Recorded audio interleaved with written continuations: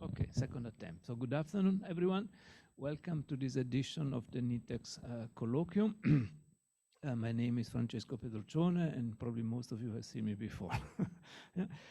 This afternoon, we have a special colloquium because this morning we started a very nice workshop on quantitative finance. And one of the speakers and the person who also gave the mini school this morning, yeah, thank you very much for that, Professor Grasselli, will give us a very interesting talk this afternoon. And I would like to invite Professor Matheus Alfeus to introduce the speaker because he knows him much better than I do. Yeah? Matheus. Thank you very much, Professor Francesco Petroccioni, for an opportunity to introduce our speaker for this afternoon. Um, uh, Colleagues, thank you very much for those that are even online and in person. And it gives me a great pleasure to welcome Professor Matheus Grasselli from University of McMaster in Canada. He is a professor in financial mathematics and a deputy provost at the same university, McMaster. He has a PhD from the King's College, London, in classic and quantum information geometry. And he has a background actually from physics. And in actual fact, he is a well-respected researcher in quantitative finance, and he often invited to speak at the industry academic conferences to give talks on different field of his research. And on top of that, he is also an editor-in-chief for the one of the respected journal in mathematical finance or financial mathematics, which is called the International Journal of Theoretical and Applied Finance. Please help me to give a proper welcome to Matheus Grasselli, to Stellenbosch, and to our NITheCS Colloquium under the research theme of quantitative finance. Thank you very much, Matheus, for accepting our invitation to Stellenbosch.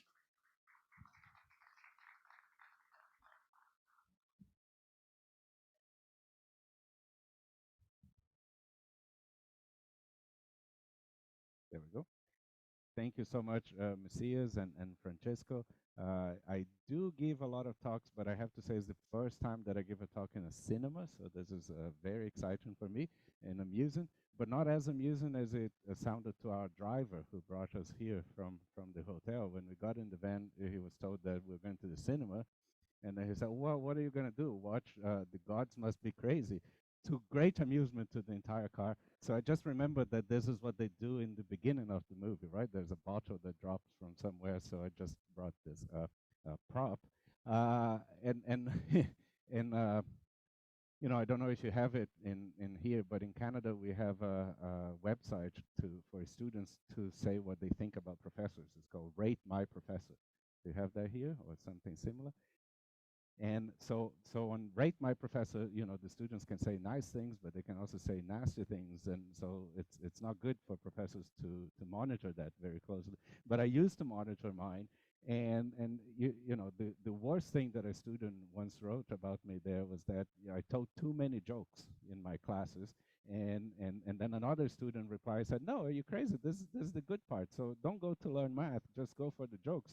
You know, bring a popcorn and enjoy. And I never thought that someone would actually bring popcorn to my lecture, but you know, there's always the first time. So, so this is a talk about climate change and climate risks. So the title is How Can Central Banks Help Finance the Transition to a Net Zero Economy? There's an obvious answer to the question by paying for it, but we're going to go for a slightly different answer. It's just trying to stimulate a flow of investment to alleviate climate risk. But let's just situate. So what is it that we're talking about? So climate risk, oops. Climate risk, so in this slide, I'm just, yeah, as Francesco mentioned, we had a mini school in the afternoon. So for the people who participated in the mini school, there's going to be a little bit of repetition. But for the others, it's just to set the scene.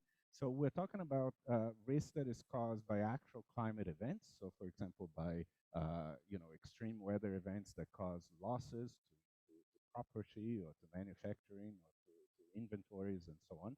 So this is large, and it's you know, of the order of 300 billion currently annually, and it's expected, it's forecast to increase to up to $10 trillion each year. Sorry, to $1 trillion within the next 10 years.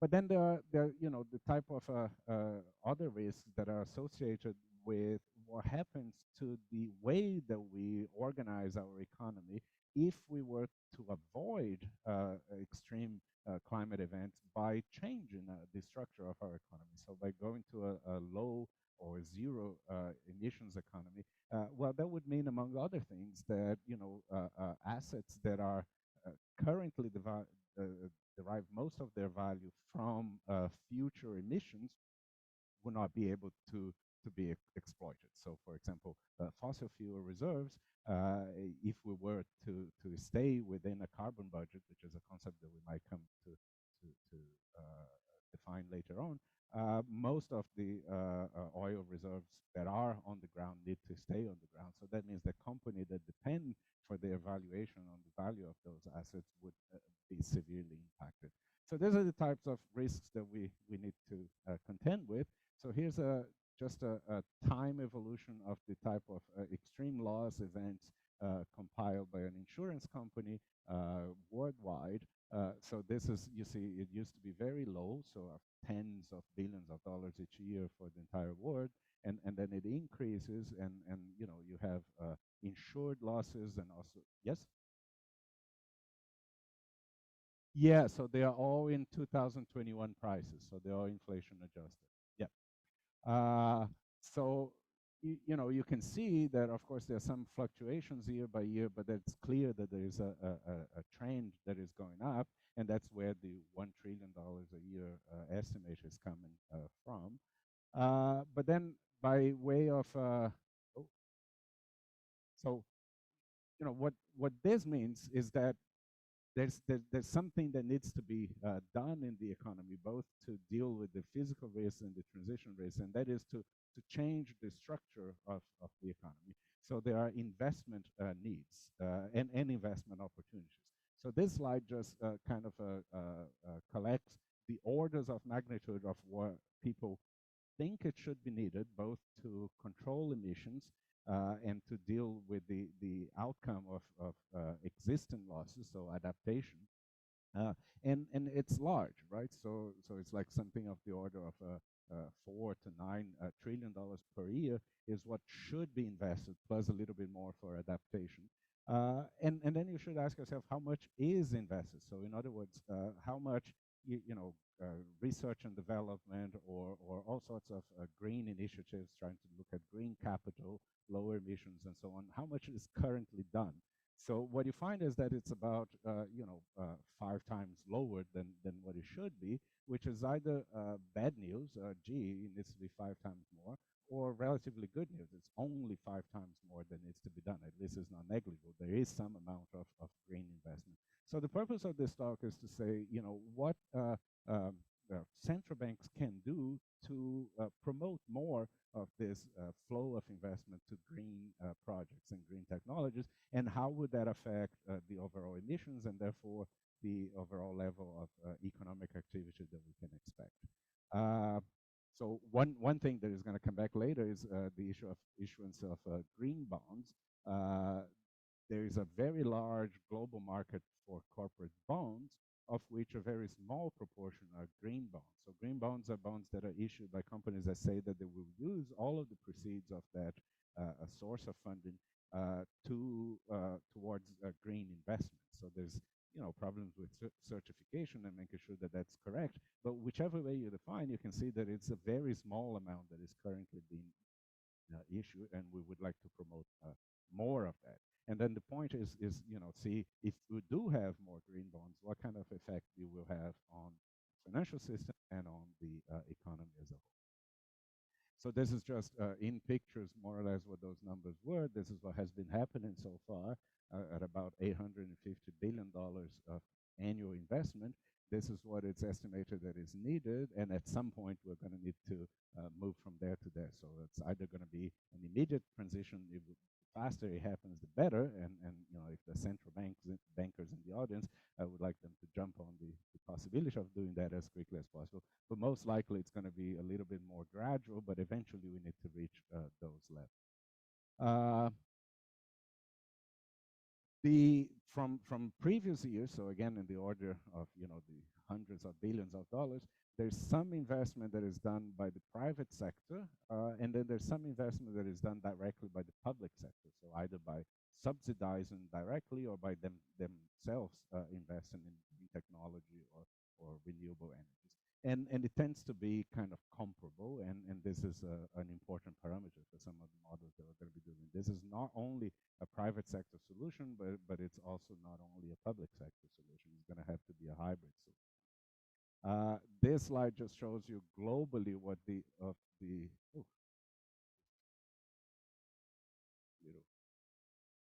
unstable. There we go. So globally, what the distribution is in different continents. So there's a lot happening in Asia, primarily China. There's a lot happening in Europe. That's the big block here in the middle, and then there's some in North America, and then there's some other continents there. Now, what I'm going to try to explain to you is how the impact of the central bank interventions will have on the outcomes of the economy and the financial system within the context of a model. I don't, you could do just like empirical extrapolations of things that are done today, but the danger of that is that, we're going to be extrapolation to situations that have not been observed. So this is where modeling comes to fruition. So part of the benefit of modeling is not just to match data. You could do that with AI, you could do that with some machine learning stuff. But the point of having first principle models is that you want to extrapolate to situations that have never been observed before. So if you want to use models, you need to choose the class of model that you're going to use. And a sort of dominant strand in the literature are models that are based on general equilibrium. And in particular, this one, the dynamic integrated climate economy model proposed by William Nordhaus, which earned him a Nobel Prize in economics in 2018 or 19, something like that. And what I want to convince you, or at least get you interested in, is the idea that this model is inadequate to modeling the actual effect of climate on the economy. So of course this is a quote by Albert Einstein in the context of quantum mechanics, that God does not play dice with the universe. I would say that God also does not play dice with the climate. So you can tell that something is not quite right with the dice model without getting into too much detail by looking at its predictions for example, temperature path compared to pre-industrial levels. So there's a difference. So this is a slide that is taken directly from the lecture that William Nordhaus gave in accepting his Nobel Prize. So it's not my interpretation of the model, it's his interpretation of the model. And there's a different temperature trajectories across, up to 2150 with different scenarios in the model. So there's the baseline scenario where you don't do anything and then the temperature just increases to 6 degrees above pre-industrial levels. And then there are, of course, scenarios where you can do a lot. In particular, there's this one where you can try to limit to 2 degrees, which is what the Paris Agreement would say. But the model would say that any of these things, you can do it, but you would be silly doing it because they're not optimal. They're not optimal from the point of view of the trade-offs of the model. What is actually optimal, and I draw your attention to that, it's said it's optimal, so there's no ambiguity on the word. Optimal is the best of all possible ones. That's the definition of optimal. And it says that then the best possible path for temperature, according to the Nobel Prize winning model, is to allow temperature to increase to about 4 degrees above pre-industrial levels by 2150. That's the best that the dominant economic model says. Now, you should find this a little surprising if you read anything on climate science. This is, for example, from a very influential article in the Proceedings of the National Academy of Science, looking at combination of phenomena, tipping points, and so on. And what they have here is, the future path for the Earth. So we are currently in a kind of a unstable situation that you could go to this kind of stabilized temperature, and you could go to this hothouse Earth scenario where a lot of out of control and runaway nonlinear feedback phenomena happen. But just read, this is straight from the paper, just read what it says. It says, a planetary threshold at 2 degrees, beyond which a system follows an essentially irreversible pathway driven by intrinsic biogeophysical feedbacks. Above 2 degrees, you go to an irreversible pathway of a hothouse scenario. And that's 2 degrees less than the optimal trajectory of Nordhaus's model. So even if you knew nothing about any of that, just these two pictures in juxtaposition should make you stop and reflect, wait a second, let's try to explore this a little bit more. So you might say that, one of the problems with the DICE model is how it estimates the effect of temperature anomalies on the economy, and that is one of the problems. So these are one of the ingredients of the model are damage functions, which basically try to estimate for each different temperature anomaly how much GDP decrease you're going to have in a given year compared to the scenario where there was no climate change. And the function that Nordhaus uses is this one here, which just, those points in the mini school, we went over what those points mean. They are not actual empirical points in the sense of, we have not seen an increase in temperature for the entire planet of 6 degrees. They're just extrapolations of other proxies for increase in temperature that then correlate with difference in GDP and then get estimated. But just look at, things like a 10-degree increase. Remember, climate scientists say that above 2, you're already in an irreversible, nonlinear hothouse. Imagine what it is to be at 10 degrees. Nordhaus simply assumes that it's going to be a 20% decrease in GDP, which is less than what happened in a big financial crisis. So the possibility of vast parts of the planet becoming uninhabitable and economic activity becoming impossible is captured here by just a 20% decrease in GDP. So obviously that this is one of the problems in the model, and one of the ways that people have addressed that is having more realistic damage functions.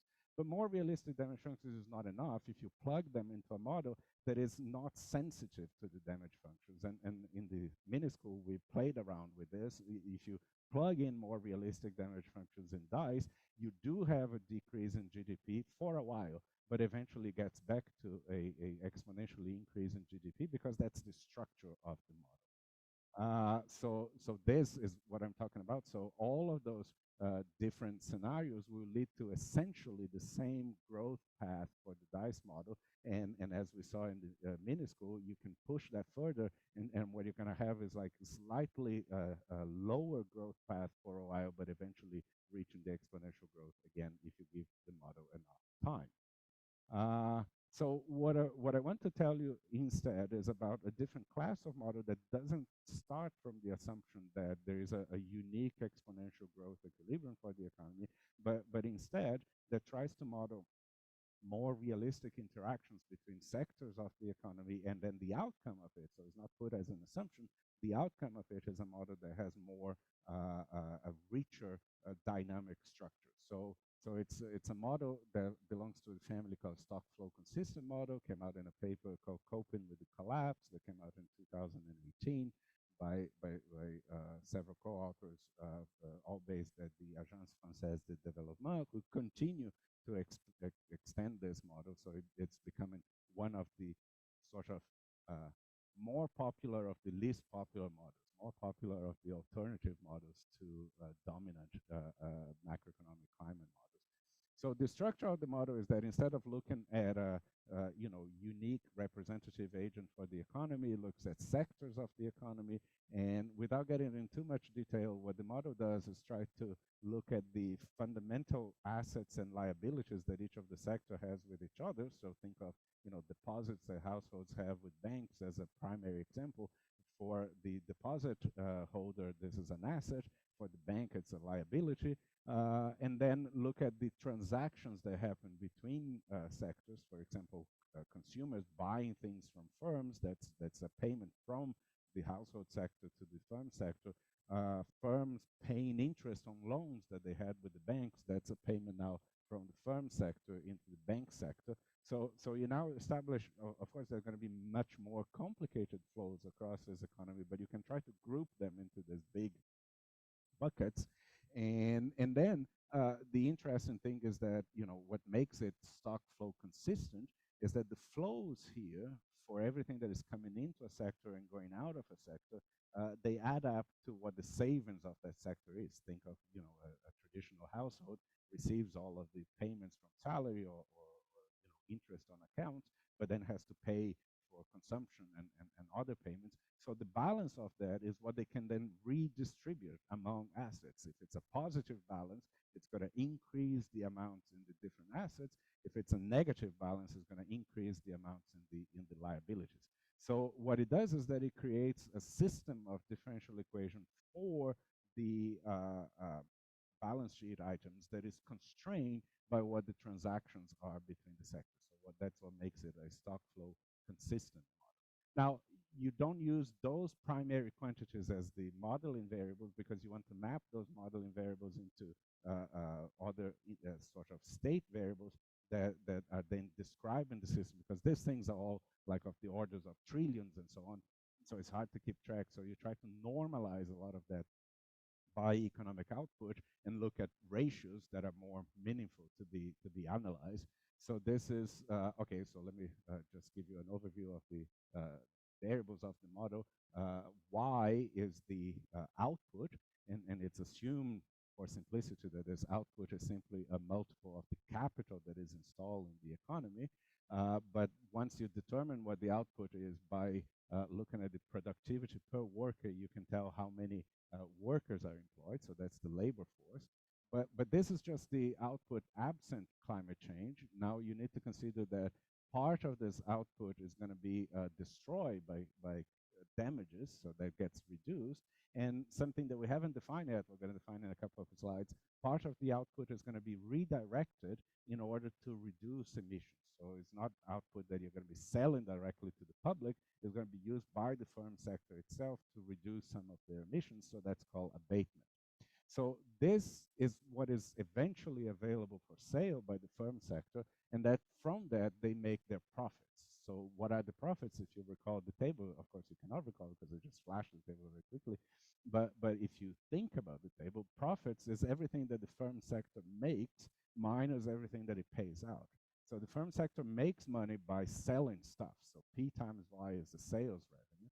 But then it pays out wages, it pays out interest on loans, and then there is, so there's a climate variables in red here, there's this difference between what it receives from the government in terms of subsidies. That's why I wanted you to remember that graph that talk about the government and the private sector, and what it pays back to the government in terms of carbon tax, which I haven't defined yet, but just keep in mind that it's coming, a definition of a carbon tax.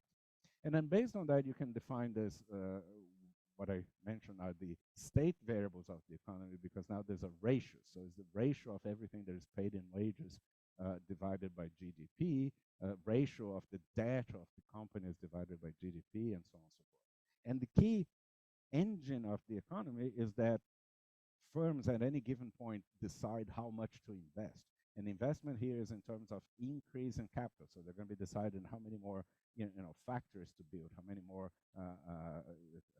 equipment to manufacture. So the increase in capital here is investment.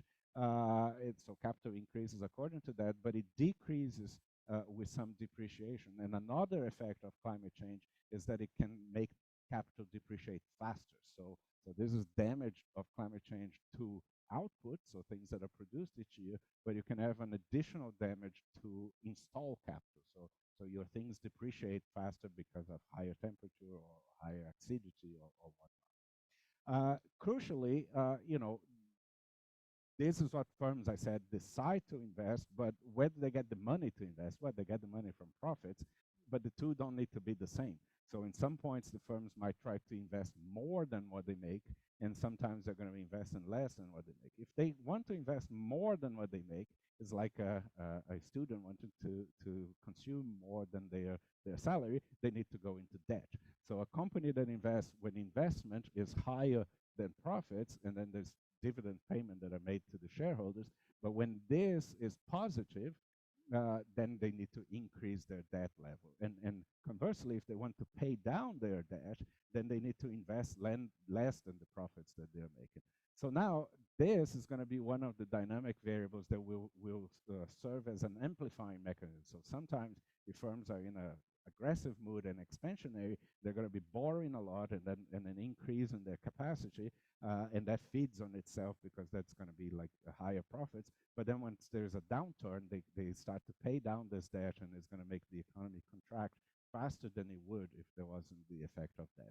So there's all for the economy part, except for there's variables related to the climate. So let's see. If you don't pay attention to the climate variables, then there are only three important economic variables and then one population variable. The three important are what I mentioned: the wage share, the employment rate, and the debt level. Now, this is a system of differential equations, non-linear system. So the first thing that you try to do is see what are the equilibrium points of those systems. So there is one equilibrium that makes the right-hand side of that equal to 0. So you just solve for that, and it's going to be a point. It's going to be a specific value of omega, a specific value of lambda, a specific value of d that makes that system in equilibrium. But the key point is that unlike the dice model, which only had one equilibrium, this is not the only equilibrium of the system. And a key insight that we had many years ago about this is that if you change variables, if you look at d, you look at 1 over d, and call that a new variable, u, you can find that u equals to 0 is going to be an equilibrium. So u equals to 0 means that debt is going to infinity. So it's an equilibrium that lives in the boundary of the phase space. And what is significant about it is that it's an equilibrium that is also locally stable. So the equilibrium that you have when all those quantities approach a finite value has a basin of attraction. If you are sufficiently close to it, you're going to go to it. But the equilibrium that lives in the boundary also has a basin of attraction. So if you're sufficiently far from the interior equilibrium, you will approach the boundary. So now that becomes important to see where you are in terms of initial conditions, but not only in terms of initial conditions, in terms of perturbations from the trajectory. So maybe come with a climate damage that will put your trajectory far away from the interior equilibrium. You are very likely now to diverge to the boundary equilibrium. So that's a fundamental qualitative difference between this type of models and the dice model, that it does admit this sort of exploding equilibrium. So now let me talk, this was the economic part, and it admits that exploding equilibrium, even if you don't talk about the climate. So we have analyzed several different economies where we look at the possibility that those economies have runaway debt, and you look at economies like the UK and Canada that have a very large debt levels, and they are kind of on the brink of going for, according to the parameters of the model, to go into this divergent equilibrium, and then their governments need to do something to prevent that. Now, if you put in the climate, that makes it all the more interesting and complicated. So how do you put the climate in it? Well, the key driver for all climate phenomenon is emissions, is carbon emissions. And carbon emissions now in the model are separated between land emissions that just are assumed to be exogenous and going to 0. So that's basically better management of land use, property, rezoning, and so on and so forth. But there's industrial emissions. Industrial emissions are the things that relate directly to the output that we talked about in the previous slide, without damages and without abatement. It's what you actually produce, even before you got damaged, even before you use product. So everything that comes out of your machineries produces some emission. And it produces some emission according to an intensity, sigma. So ignore this for a second. Sigma, it's just the ratio of emission per GDP. So for each unit of GDP that you produce is how much carbon emission that unit generates. And what is assumed through these two equations is that this is a gradually decreasing function. It's a kind of logistics, an S-shaped function. So that means that, you know, if you wait long enough, the economy is eventually transitioning to negligible emissions just because technology is getting better and eventually the carbon intensity decreases. But it decreases too slowly because most of the time the economy is increasing exponentially and this is just decreasing as a logistic function. So the product of the two is going to continue to increase exponentially. So the idea is that if you want to actually reduce emissions in the shorter term, you need to do more than just wait for the economy to become more carbon intense, less carbon intense over time. So this extra amount of emission reduction is captured by N, and that's the emission reduction rate, and then this is what it's going to come out there. But before we go there, let's just see quickly why you get to that. So emission reduction is something that should cost you money to do. It doesn't come for free. So you need to actually use this abatement technologies, so, you know, to put capturing devices in the factories, or, you know, have less intensive production technologies to begin with. So that costs money. And the amount of money that it costs depends on how much you are, so it's not linear with the amount of reduction that you're making, it's convex. So the first ton that you are abating costs less, but as you try to do more and more, it should cost you more and more because you need to use more and more sophisticated technology. And it's then related to the average price of the substitution technology, backstop technology that doesn't use carbon. And initially that technology is expensive, and over time it reduces, its price goes down, but it's still some significant cost. So if you are a company that want to reduce emissions a lot, you're going to be paying a lot. Why on earth would you be paying? Not out of the goodness of your heart. You'll be paying because if you don't reduce emissions, it costs you. So it costs in the terms of a carbon tax. So now a company would be faced always in realistic circumstances where there's a non-zero carbon tax with the sum of these two costs. If they don't do anything, if N equals to 0, then they have carbon tax on all of their emissions. But as N increases, you see the industrial emissions decrease, so the carbon tax decrease, but the abatement increases. So one is decreasing, the other is increasing. The sum of the two is kind of a convex function, and you find a minimum, which is given here. So you just optimize the sum of these two functions, and it gives you a minimum like that, which is now an interplay between the price of carbon and the price of the backstop technology. So the faster carbon price increases, the more the faster your reduction rate is going to be, because you have an incentive in order to pay less. And also, if the backstop technology reduces in price very fast, then you also got to be reducing emissions faster. You can cap that at 1, saying that you're going to be, controlling all of the emissions, or you can actually go above 1 in the sense of having net negative emissions, so extracting net carbon from the atmosphere, which is also a possibility.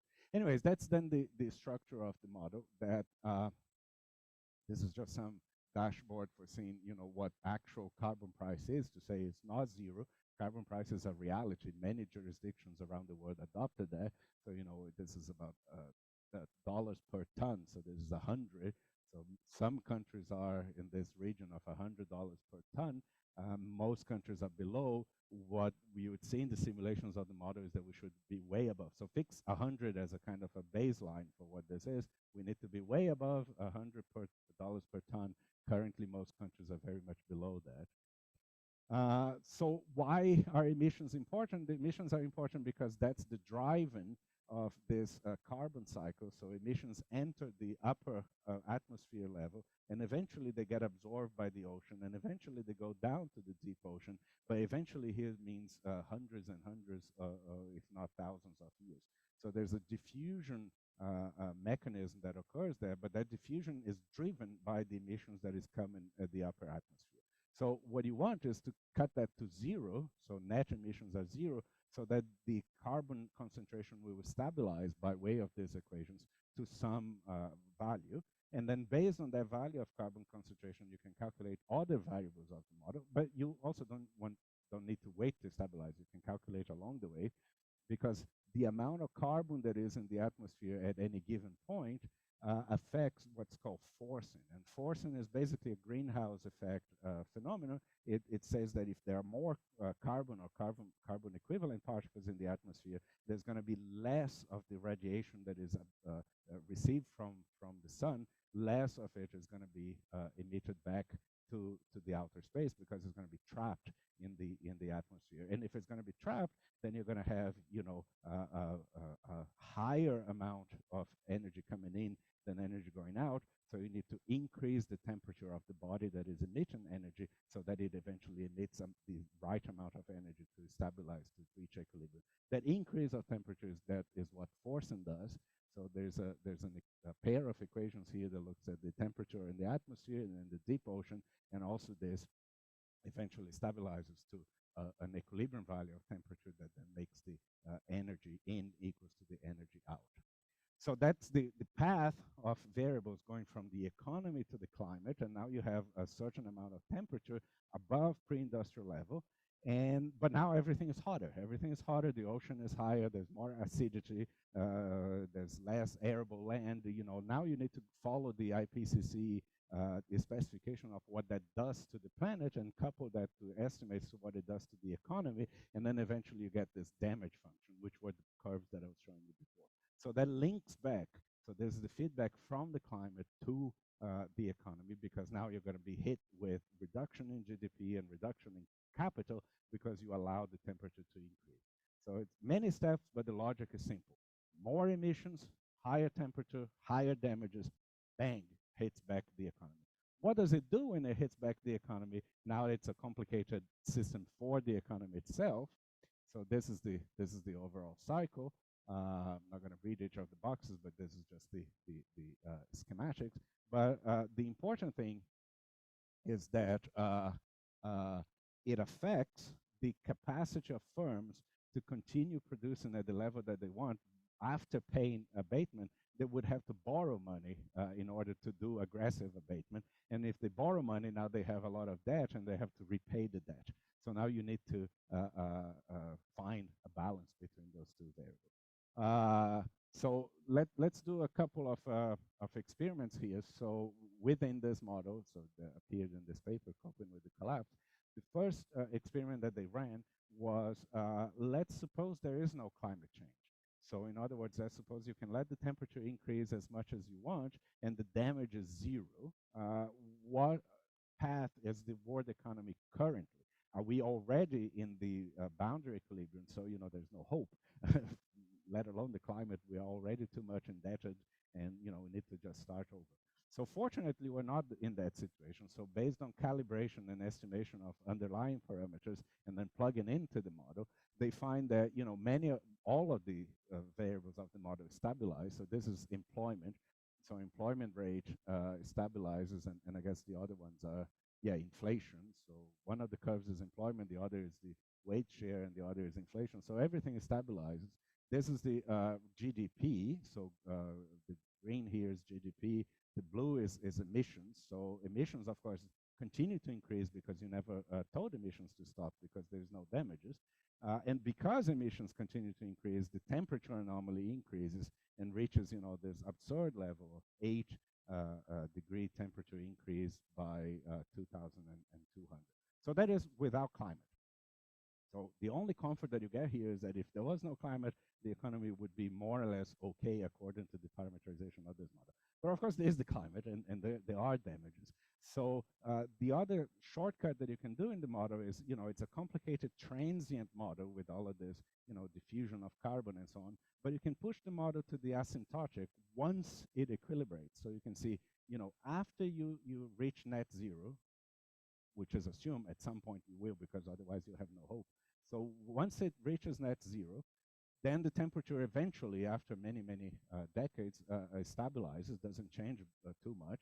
Now there's going to be a level of damage associated with that temperature. So plug back that level of damage into the economic model and just see what, again, it's ignoring the transient phenomena, just seeing asymptotically for the amount of emissions that you eventually let go into the atmosphere, what is the behavior of the economic model. So that's this graph here. And so this is playing this with the asymptotic temperature. So it's starting with no increase from pre-industrial levels. So you're down here.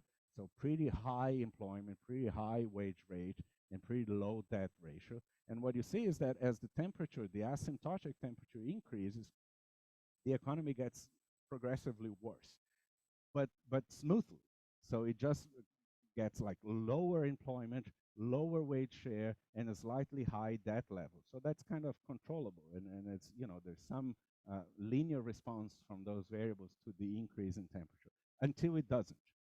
That's the point where you are sufficiently far away from the interior equilibrium that you enter the basin of attraction of the other equilibrium, and then you're sent to the zero employment, zero wage share, neither of those are good things, and infinite levels of debt.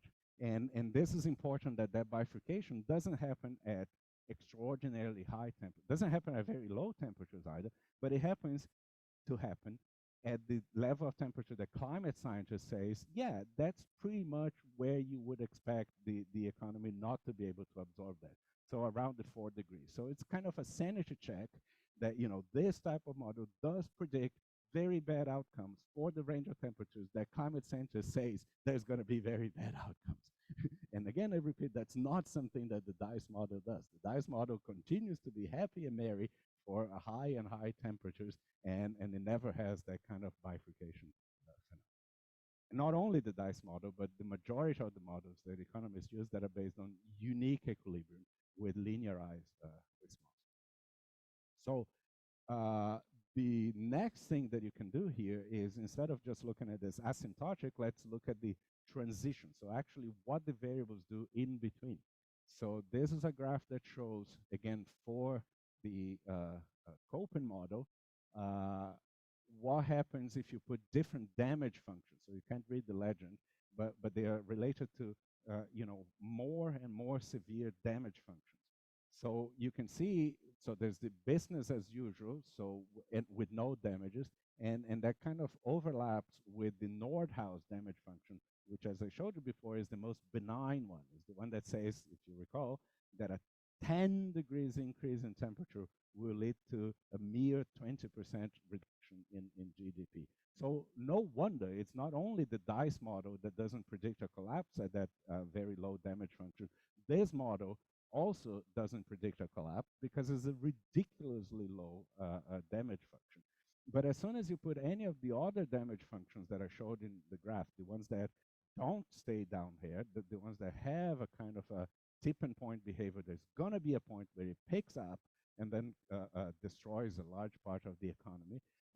Then it's just a matter of which function you pick, but all of them will lead to a downturn in economic activity. So this is for GDP, will lead to a downturn of economic activity within the next 100 to 150 years, which is associated, it goes hand in hand with a out of control debt level, because firms are now trying to do things disorderly, using the language that we developed in the mini school. The transition here was a disorderly transition to deal with climate risks. And you know, interestingly, if you're a central banker, most of the time you worry about inflation. So all of this catastrophic outcomes are associated with dramatic deflation. So this is a kind of debt deflation Fisher type dynamics that is very nice to, well, nice.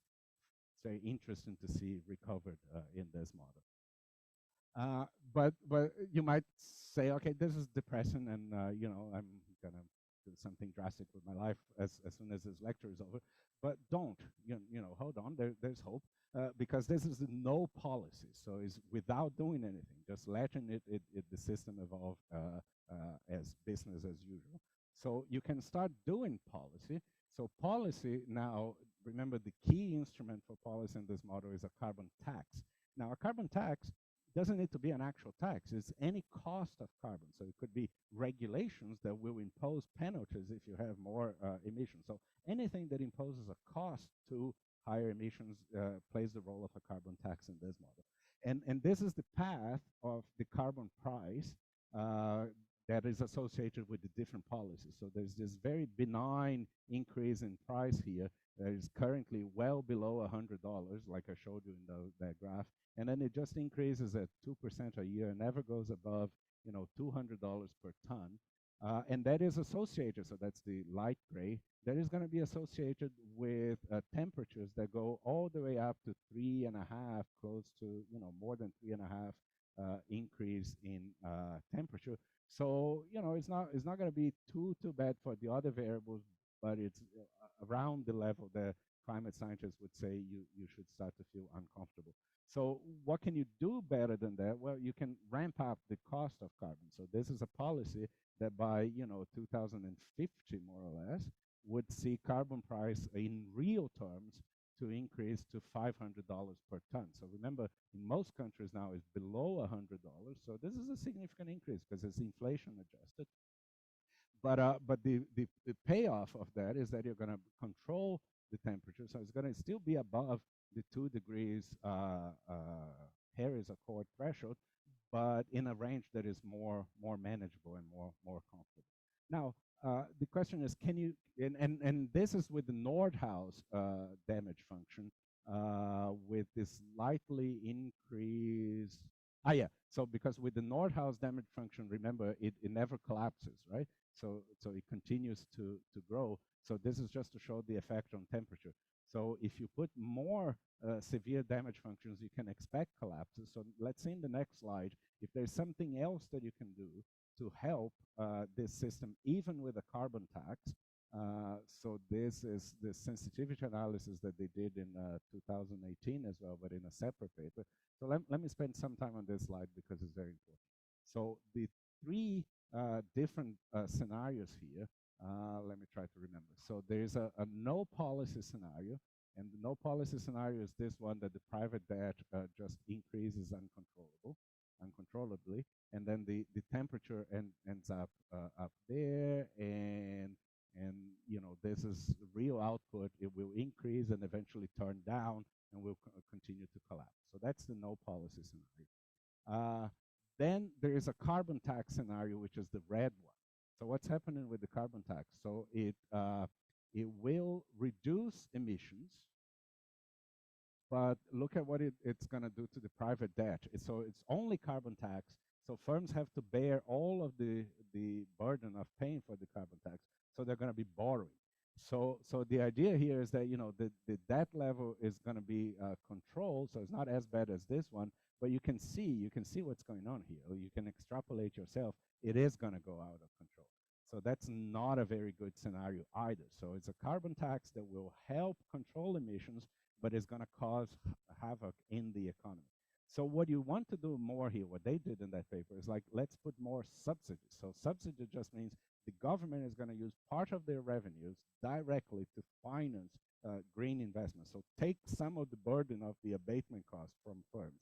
And that's the blue scenario here. So now that's the one that achieves the fastest emission reduction, the lowest temperature, and also the private debt remains under control and growth remains stable. So that's kind of a very good one. And then within that framework, they then, because you see there's a lot of variability in there, so they just picked a bunch of different parameters drawn from different distributions, simulate the model, and then look at the outcomes. So they were able to calculate probabilities in the sense of sensitivity analysis, not probabilities, because the model itself is probabilistic. The model is deterministic, but you can sample from a range of parameters and have some range of outcomes. So you calculate from this range of outcomes how many of those scenarios remain below 2 degree temperature increase, and how many of those scenarios make the debt ratio below, you see that line is 2.7. Now, why 2.7? Because now you need to think of the private sector as an aggregate company. The assets of the private sector are the capital in the economy. And the capital, there is a ratio, capital to output ratio, which is currently of the order of 2.7. So that means, you know, in aggregate for the entire planet, there's 2.7 times more in capital than yearly GDP. This is a debt ratio in terms of GDP as well. So the idea is that you can allow your debt to grow up to the same level of capital, because basically that says that you're going to have, you know, liabilities that are of the same amount of your assets. If it grows more than that, you have negative net worth. So anything that the private debt ratio is below 2.7, you have positive but decrease in net worth for the private sector. If it reaches this capital to output ratio threshold, then you're going to have negative net worth. It's okay to have negative net worth for one firm or another. If you have negative net worth for the whole private sector, you are in trouble. So that you are in the, again, uncontrolled, disorderly bankruptcy regime. So it was important for them to maintain these two ratios, temperature below 2 degrees and private debt below 2.7. So they calculated, yes, okay, so that was the end of that part.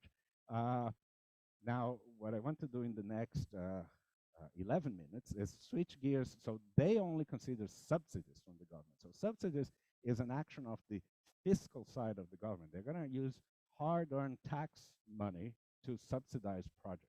Now, there's another side of the government that does monetary policy. So monetary policy has to do with what the central bank does, and the central bank has a lot more flexibility, believe it or not, than the treasury, the fiscal side. And a lot of this flexibility was demonstrated during COVID. So I'm going to do a little bracket to show you what central banks actually did when faced with the largest crisis of this century, which is larger in magnitude, that could be larger than the financial crisis in 2008. So this is what happened to financial markets back in 2008. So these are two measures of financial distress, the TED spread, which is an interest rate spread, and the VIX graph. And then this is what happened in COVID. So you can see the comparable levels of distress. And the stress here in 2008 took months to accumulate.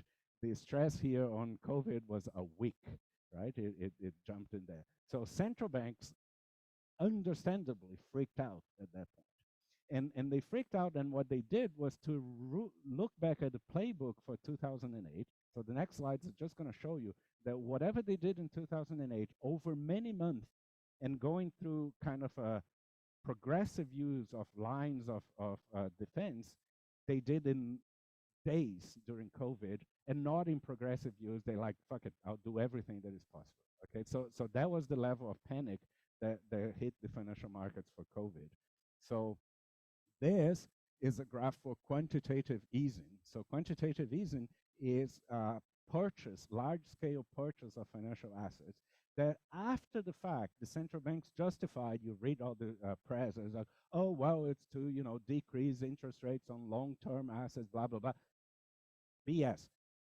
Quantitative easing took off in 2008, not in order to reduce long-term borrowing, but it's because there were no markets for those assets. The markets disappeared. The central bank had to make the market. So the central bank became not a lender, it became a dealer.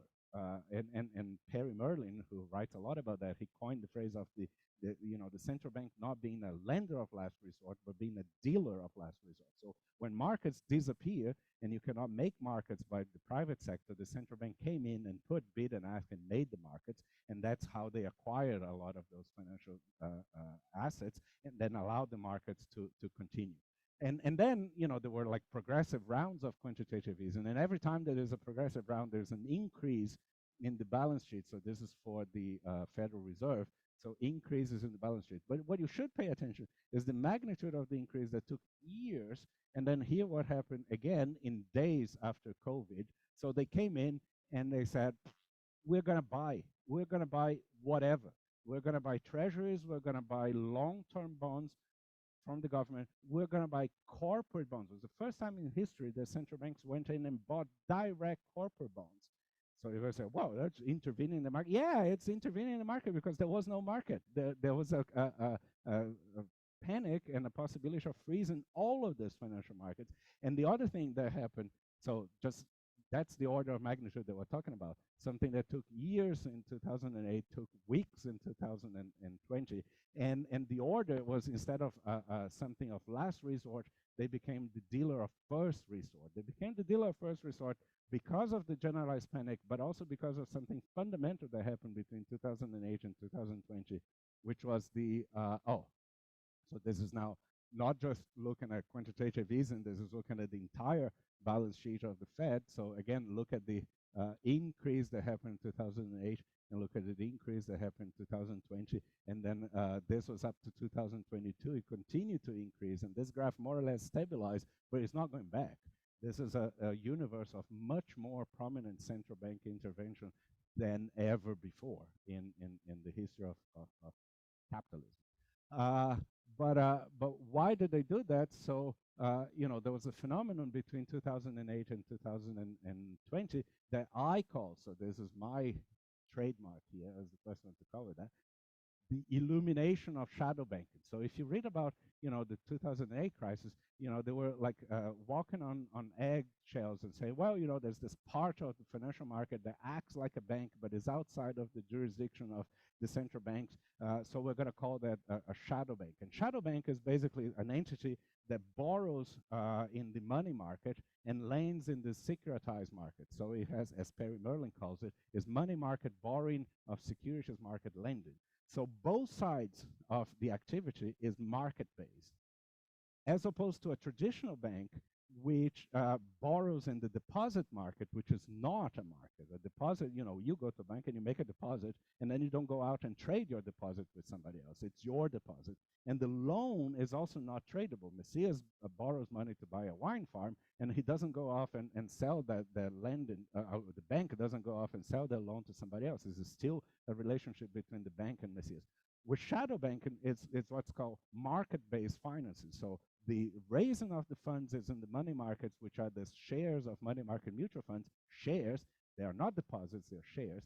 And then that filters in, and then it's used in the repo market and all sorts of things, but the lending is also done in the securities market. So in both sides of the market, it depends on market, both sides of the borrowing and lending depends on market activity. And what it does by all of the repo collateralization transactions is that any fluctuation in the value of the collateral by the mechanism of haircuts and recalls produces a freezing of those markets. So what it means is that the central bank now has, so the fact that they intervene as lenders of first resort or market makers of first resort was a direct consequence of the dramatic increase of market-based finance that was allowed to happen under everybody's eyes in an illuminated way. So we don't have shadow banking anymore, by the way. You should try to look for shadow banking. What you're going to find is non-banking financial intermediation, NBFI. So it sounds much better than shadow banking, right? It's not shadowy anymore. So there you go, the illumination of shadow banking. So what it is that central banks right now, by their intervention in markets, they are acting as market participants to stabilize markets because of any fluctuations at the expense of a very large balance sheet. So now move back to my climate stuff and I said, well, if you're gonna do that, if you're gonna be buying large scale of house mortgage-backed securities, if you're gonna be buying corporate bonds in large scale at the smallest fluctuation in the market to stabilize the shadow banking or the non-banking financial institution market, then you better have the capacity to do that for something actually important, which is to promote green investment. So now we come full cycle, and I say, okay, so if you're going to do it, then do properly and do a green quantitative easing. So there are many ways of doing that. The one that we investigated in this model is just a full-scale purchase of green bonds. Why would they do that? Not because they want to invest in the companies. In the same way that why would central banks buy mortgage-based securities? They don't want to be in the housing market. They want to make the housing market. They want to allow the housing market to have liquidity, so they go and buy and prop up the mortgage-based security. So they don't want to invest in companies that issue green bonds. They want to support the price of the green bond. So in other words, they want to create a differential. They want to make green bonds more attractive. They want to create a spread between the interest rate on green bonds and the interest rate on conventional bonds. Because if there's a spread, that is, if the companies can pay lower interest, in other words, they can sell the green bonds for higher, because the central bank is buying a lot of them, then they're going to be issuing more. So that's going to stimulate the issuance of green bonds, which is then going to stimulate the investment in green technology, which is then going to reduce emissions. So put it all together in the model, we do things like this. So this is a graph for a long time, and with the green bond differential as your control variable. So if you have it at 0, so no green bonds in the market, with some damage function, so some of the parameterization that we had before, what you see here, so this on the vertical axis is the total indebtedness, so the total finance cost for the company. So both in the regular bond market or in the conventional loans and the green bonds.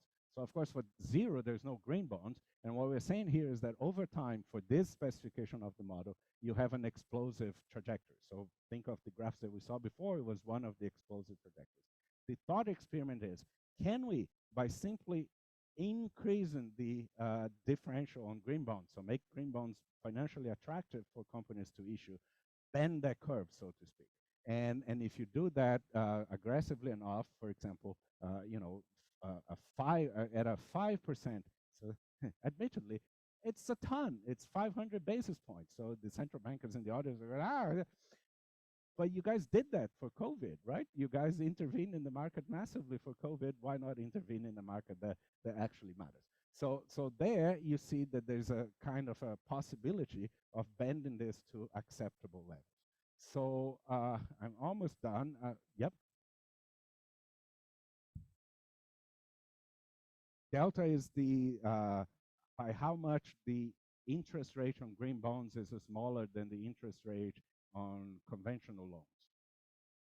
And you make it so it's the rate on conventional loans minus the rate on green bonds. So you push the rate of green bonds down by purchasing the green bonds, so it pushes the price of green bonds up.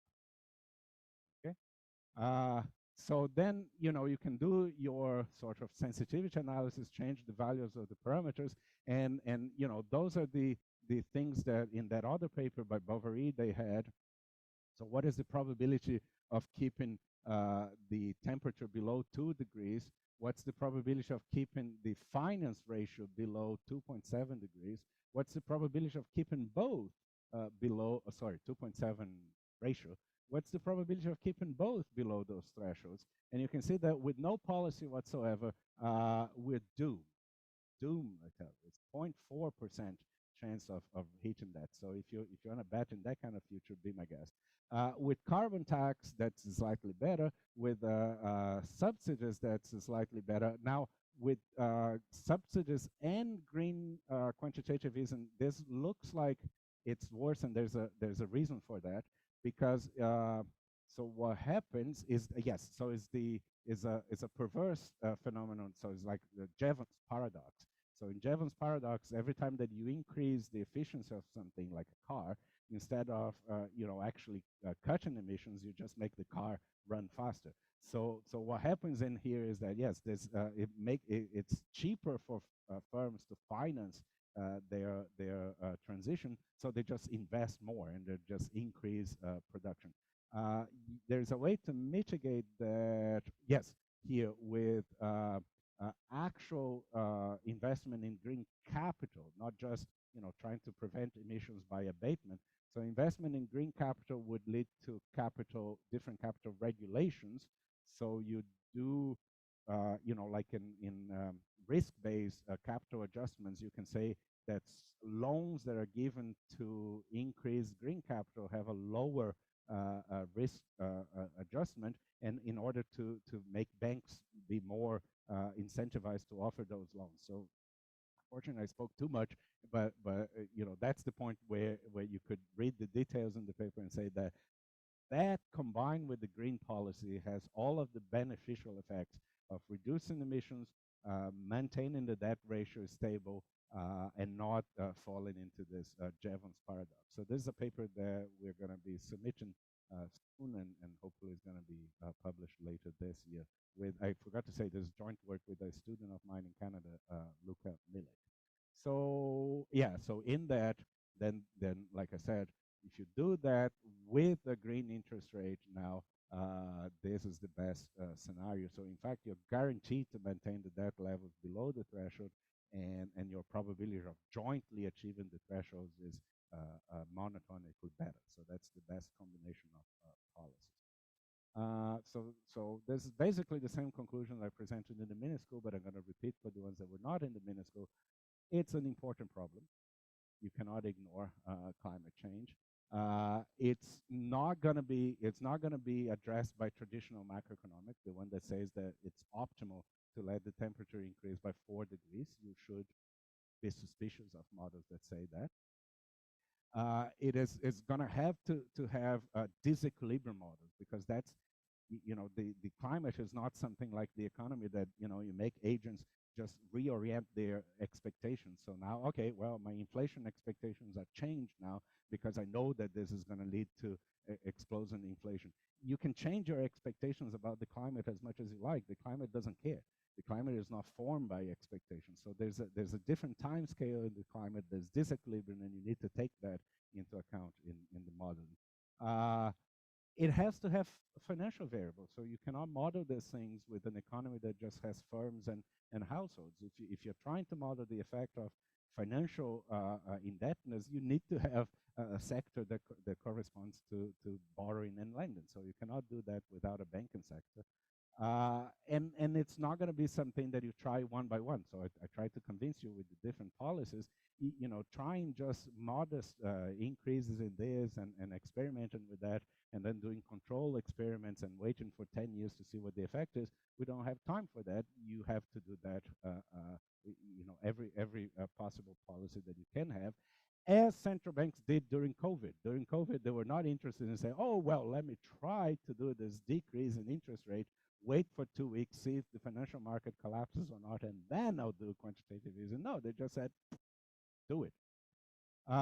And yeah, so you need the comparable effects of irrational exuberance to counter the kind of irrational or rational pessimism that should permeate any informed discussion on climate. So the only way that we can face this, we can just give up if you want, but the only way that we can face the kind of very real and bad consequences that are coming up is with some amount of irrational exuberance, and then hope for the best.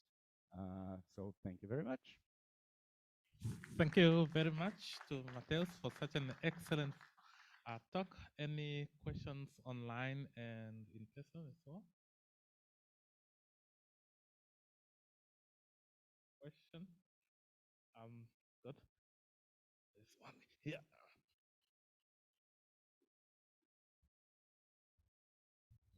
So thanks for the presentation. So as far as I understand, this is really a global model in the sense that you only have, for example, one parameter or one number for carbon tax. Yep. But certainly, and already as one of your slides showed, there are huge differences among different countries, and different countries will also have not a chance to, or some countries will not have the chance to tax a ton of carbon by $500. So in how far can you actually adjust your model calculations in the sense that there will be local effects, and they may be severe, these local effects? Yeah, so you should do it. It's time consuming. You need to disaggregate, and I was explaining in the mini school. So for example, one immediate disaggregation that you can do, if you don't want to do all the countries in the world, you can group countries, and you can group countries at least, so the one step, right? So instead of global n equals 1, let's do n equals 2. So let's just understand a little bit what the increase in complexity if you had 2 countries, or basically 2 regions, so the north and the south, or the global north and the global south, or whatever you characterize, developed and emerging countries. So immediately you see that they'll have different capital bases, one more developed than the other. They're going to have different productivity. They're going to have different debt levels. So you go over the list of variables, and basically there's none of the economic variables that you can assume is the same for both. So you just have to double the number of economic variables. Then in the climate variables, some of them you have to double because the developed countries have some carbon intensity that is high, but they're trying to decrease. Emerging countries are starting with low carbon intensity, but they're trying to industrialize their economies, so it's low and they're trying to increase and eventually decrease again. So the path of the carbon intensity is going to be different. So a few of those variables will have to be double in the climate component.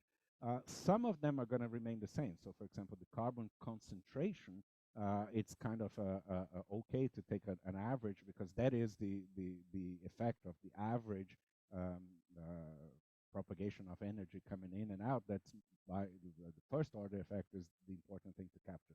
So the temperature, the average temperature anomaly could still be one, but then the effect of that temperature anomaly will surely have to be different for the two regions, right? So there are going to be damages that are going to affect the developed countries very different from the way that they affect the emerging countries, which is the sort of a cruel thing that, the damages are higher for the countries that contributed the least for the amount of cumulative emissions. So you have to account that in the model. So just looking at that, you have to make an inventory of which more variables, how many more variables you need to track.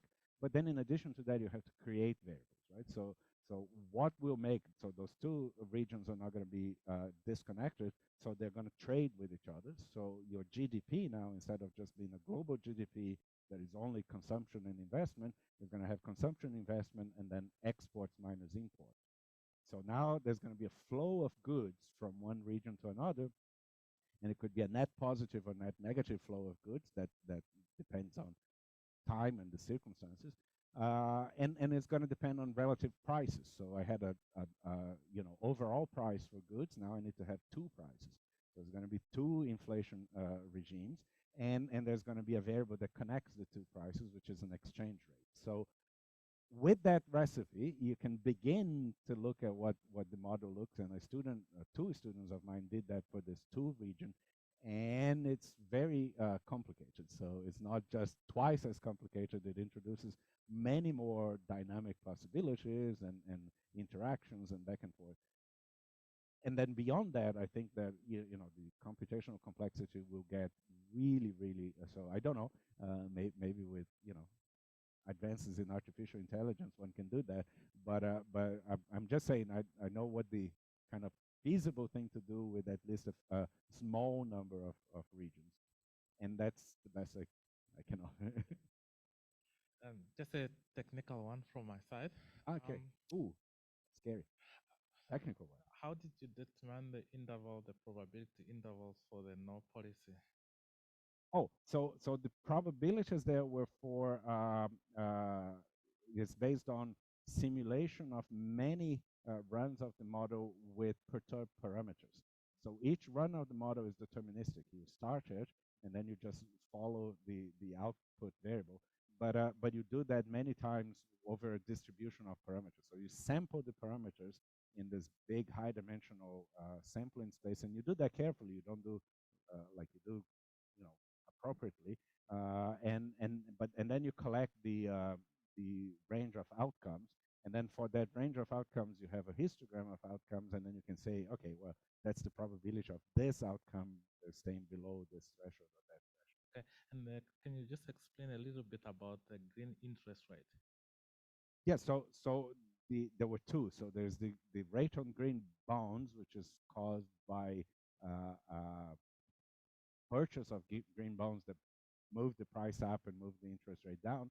And there's a rate on green loans, which is caused by different capital requirements. So it's saying that banks are incentivized to offer more loans to projects that are manifestly green projects, because that amount of loans in their balance sheet is going to be weighted by a lower risk factor that is going to then reduce their necessary capital. So that's capital requirement induced interest rate. Sure, thanks. And I think listening to some of the stuff the second time, it actually sinks in. I suppose a couple of questions. One, when you edit central banks, there seemed to be quite a marginal or very small improvement in the set of results, like 0.3 percentage points. Yeah. And so I just wonder, so much effort for a little bit of a pickup, is it really worth? Then in the same vein, I suppose the